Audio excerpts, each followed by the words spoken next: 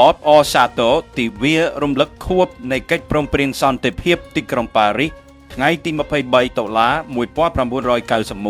23តុលា2025ថ្ងៃនេះគឺជាខួបលើកទី34នៃកិច្ចព្រមព្រៀងសន្តិភាពទីក្រុងប៉ារីសឆ្នាំ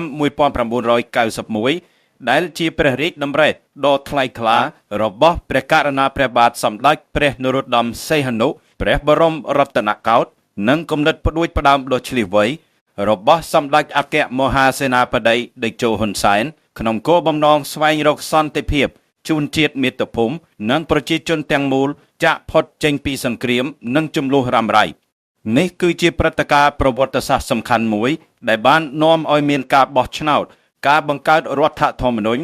ដែលនាំមកនូវរបបរាជានិយមអាស្រ័យរដ្ឋធម្មនុញ្ញលទ្ធិប្រជាធិបតេយ្យសេរីពហុបក